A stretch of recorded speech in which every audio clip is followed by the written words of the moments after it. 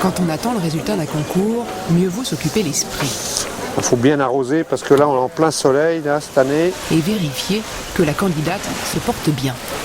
Oui, il va très bien là. Et il n'est pas taché. Donc c'est ça qui était important.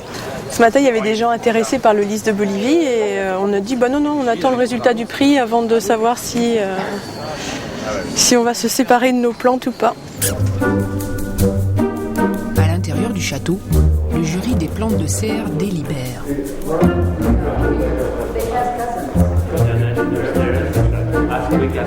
C'est une plante un peu mystérieuse qui vient des hauteurs des Andes. Et ça, c'est très spécial. Le lys de Bolivie. Jean-Pierre et Cécile ont gagné. Mais Christina Castelbranco s'est un peu emballée. Les jurés ont oublié de vérifier si le lys a déjà été répertorié. Sans quoi, rien ne prouve qu'il est originaire de Bolivie. Vérification faite. Ouf. Un lys de Bolivie existe bien dans un jardin botanique dans le Missouri. Ah, mais c'est formidable.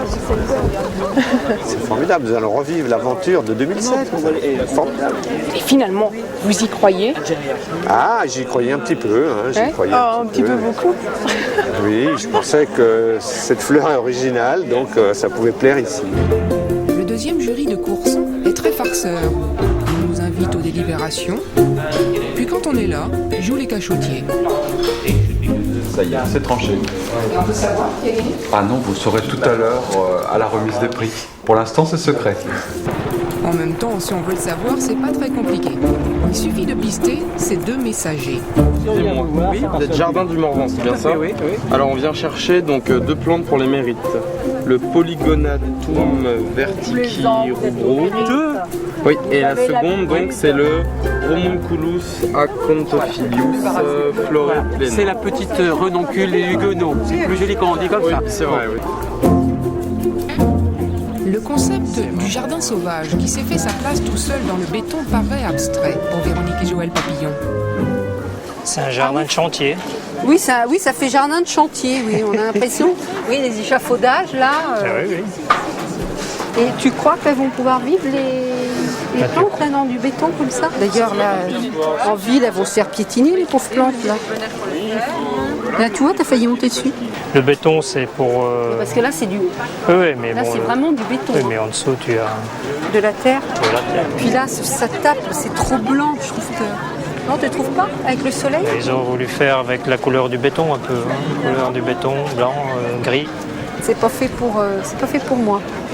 Par contre, les digitales, elles sont très jolies. C'est dommage, ils ont des plantes qui sont sympas. Mais c'est sympa, le digital. Xavier Coquelet et Pauline Robillard, auteurs de ce jardin expérimental, avaient évidemment réponse à tout.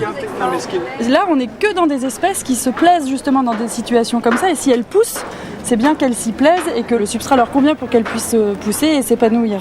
Donc on n'est pas en train de les torturer. Disons que elles se sont installées parce qu'elles pouvaient s'installer et se plaire dans ce genre de lieu. Nous, ce qu'on veut véhiculer, c'est la réutilisation d'objets qui symbolisent le chantier, la ville, justement en réceptacle au végétal. Parce que ça fonctionne, techniquement ça fonctionne. En créant un pont entre deux mondes aux antipodes, Xavier et Pauline sont passés pour des pionniers des temps modernes.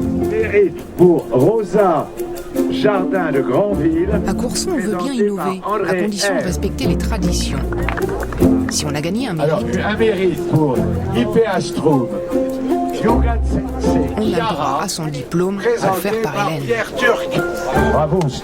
Une plante de Bolivie qui pousse dans son pays d'origine entre 1000 et 2000 mètres d'altitude. Bravo. Bravo les Turcs.